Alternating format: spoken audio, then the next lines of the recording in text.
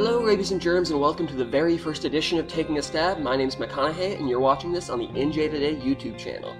Taking a Stab is where I do summarized, condensed perspectives on entire horror film series, usually in commemoration of an upcoming installment. Now, without further ado, in the wake of the new Jigsaw film arriving October 31st of this year, one by one, as I share my thoughts on each individual film. Now these won't be full-fledged reviews, rather I'll try to get to the meat and bones of my thoughts. Make sure to let me know in the comments below what you thought about the films as well, because I'd love to know what you think. And now, here we go. The first Saw film is oftentimes referred to as the only really good film in the series, with a lot of comparisons made to Seven and other crime thrillers of the same vein. Critics and naysayers like to call this film and its successors torture porn, saying that it only offers, a visceral thrill of watching people be mutilated or dismembered. I find this dismissive and derogatory altogether.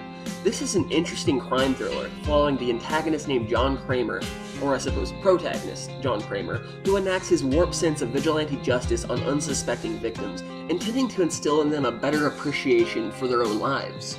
The character himself is heinous and vile, but the focus of the film itself was never really about the acts themselves, but the mystery surrounding them, the way his mind works, and seeing the method to his madness. I really like this concept, and its visual presentation, although at times edited shots come off overt and just really excessive, I do enjoy the story quite a bit. Now I'd say the performances are decent at best, their highlight being the David Tapp character and even more so the performance of Tobin Bell as John Kramer. Meanwhile, the Adam and Dr. Lawrence characters are overacted and bogged down with a lot of my thoughts for this film. I'd call the first Saw film definitely a solid debut for James Wan, but I think the idea and concept was much more appeasing than when it was actually executed. Nevertheless though, the film kicked off a downright horror franchise, and one that did the unthinkable of consistently releasing a sequel year after year without fail until the seventh film. The first Saw film crossed $103 million off a $1.2 million budget and received mixed reviews from critics, and with good reason. I believe the first Saw film had a lot of really good ideas, I really liked the mindset from John Kramer, and I liked the overall storyline, but I believe it lacked polish and never quite met its own potential. I think Wan has improved leaps and bounds since then. Also, I believe the ending is really great and is something the follow-up films have failed to live up to. Thereafter, it is often agreed that the Saw franchise took a nosedive and started a downhill trajectory for itself, and to be fair, I believe Saw 2 is inferior to its predecessor. In my opinion, Saw 2 makes a lot of mistakes, and a lot of them are because it expands on the concept and shoots itself in the foot in the process. Where the first was simple, focusing on a couple people chained up and a detective trying to capture Jigsaw, this film, although playing to a similar theme, expands considerably on said concept. Saw 2 focuses on many different victims trying to survive inside a house dedicated to the traps. The mistake is that it features one-dimensional characters, more overacting, and now, the novelty from the last film is sorely missed. Now the first one didn't have fleshed out bodies at all, but the concept wasn't stretched so thin either. Saw 2 introduces more traps and expands on Jigsaw's work, but it doesn't freshen things up with better characters. This is where the concept of the series being torture porn is more likely to have originated. This film feels mechanized and dehumanized, like a machine with its cogs in motion. You watch the characters and they feel so shallow that there is really no other aspect about them than the traps leading to their demise. Weak characters aren't necessarily a problem with high-concept horror films, which Saw most definitely is. Blank templates can be used as a vehicle and at everyman types and find success, but what we have here is not only weak characters, but ones that are stupid in their actions and problem solving, making that excuse obsolete. The actual storyline, if it's laid out to you without seeing the film, isn't bad, and actually, it's good, albeit familiar. The subplots and loose ends weave together nicely, creating a tight crime horror film.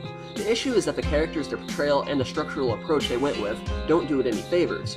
Regardless, I will single out that several scenes involving John Kramer are golden in this film, with the idea of life being taken for granted until it's faced with death being one of my favorite motifs from the whole franchise.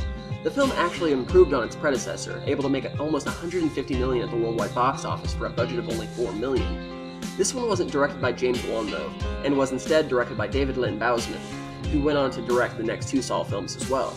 Now here we are with Saw 3, and this will be a differing opinion from public consensus, but in a lot of ways, I believe that Saw 3 is the best film of the whole series. Now, don't get me wrong, the film isn't without its faults, and it requires suspension of disbelief in a tremendous scale, but it is also my favorite storyline in the first three films. This one, like the last one, overthinks and complicates itself, but I found a lot to enjoy about it. This time around, the film has two different scenarios, one focusing on a man that is riddled with anger and grief about the loss of his son, and another focusing on his wife, a doctor that is kidnapped by Amanda in order to keep John Kramer alive for as long as possible. You remember Amanda, don't you? She was the victim from the first Saw film and becomes Kramer's protege in the second film. The characters involved are, once more, one-dimensional, but they're portrayed competently, with Tobin Bell's performance once more being the role most worth singling out.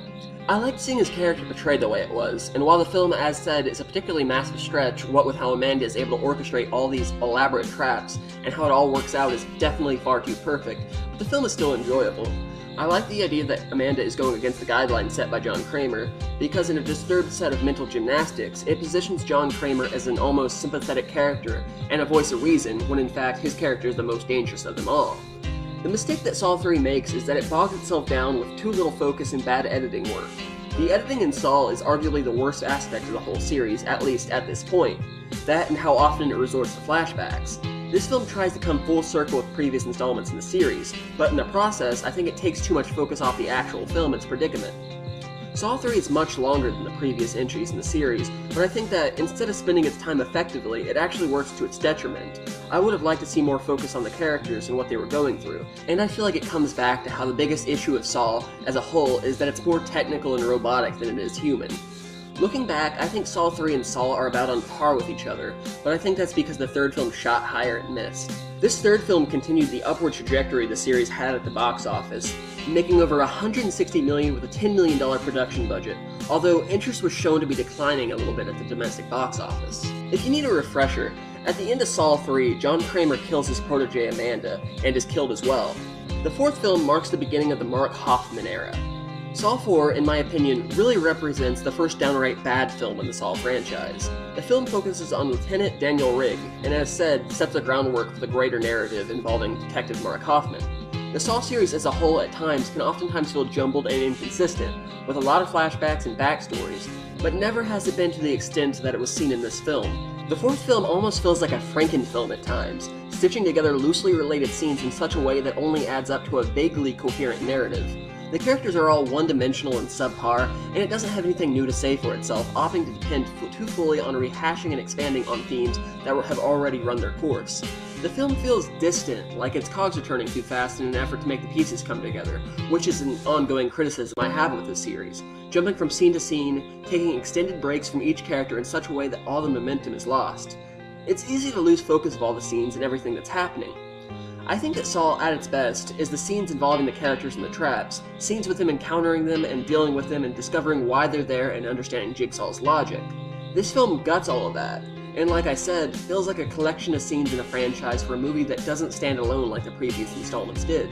The worst of what Saw 4 does, however, beyond its inconsistencies and poor execution, is that the film is really dull and tedious to watch. The traps aren't very creative, and the acting feels stilted and bland, with Kramer unable to provide depth through his analysis, and the story itself feels like a drawn-out mess. Saw 4 represents the first time in the series that the box office returns decline, with the film coming just short of $140 million off a production budget of $10 million. It can clearly be seen that fatigue is starting to set in. These are my thoughts on the first 4 films in the Saw series, and in part 2 in this first episode of Taking a Stab, I'll be ready to share my thoughts on 5, 6, and the final chapter, as well as giving my thoughts on both the Saw video games. Otherwise though, that's really all I have for this video. Like I said, if you want to share your thoughts, I'd love to hear what you think in the comments below. I also have a novel called Catherine Forever with Love, arriving on Amazon for Kindle and paperback in time for Halloween, so if you want to check that out, you can go ahead and do that. Thanks for watching, and I'll see you for part 2.